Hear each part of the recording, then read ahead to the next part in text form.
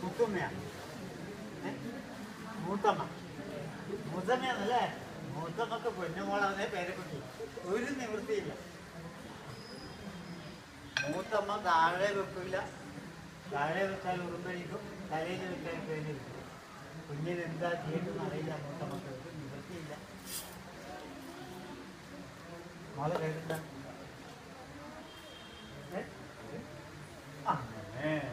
ഞങ്ങൾക്ക് മനസ്സിലായില്ലെങ്കിലും പറഞ്ഞു.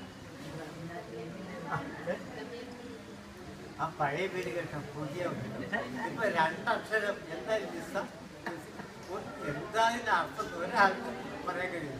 അതാ നാവ് അങ്ങനെ വേണ്ടത്, പരമ്പരയായിട്ട് വരണത്. പേര് പറയാൻ വിളിക്കേണ്ടത് അങ്ങനെയാണ്, പരമ്പരയായിട്ട് വരണം. എന്നാലേ നമ്മൾ പൂർവികന്മാരെ നമുക്ക് ഓർമ്മയുണ്ടാവുള്ളൂ. അതിനു വേണ്ടിയാണ് ചെയ്യുന്നത്.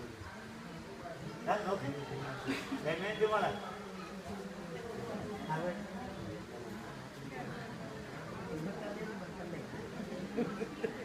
ഞങ്ങളുടെ കൂട്ടത്തിൽ അങ്ങനെ ഏർപ്പാടുണ്ട്. മുത്തശ്ശൻ്റെ പേരാണ് എനിക്ക് വിളിക്കുക. ക്രമത്തിൽ അങ്ങനെ പോകുന്നത്. എൻ്റെ അച്ഛൻ്റെ പേരാണ് എൻ്റെ മൂത്ത മകൻ. രണ്ടാമത്തെ മകൻ്റെ പേര് അവൻ്റെ അമ്മയുടെ അച്ഛൻ്റെ പേര്. അങ്ങനെയാണ്. ഇനിയും കൂടെ അതിനൊക്കെ ചില ക്രമങ്ങൾ, ആ ക്രമപ്രകാരം ഞാൻ വരുന്നത്. ഈ തടിക ശരിയായില്ല. വലിയ തടിക പറഞ്ഞാൽ അക്ഷരം വലുതാവുന്നത്ര പഠിക്കാൻ എളുപ്പമുണ്ട്.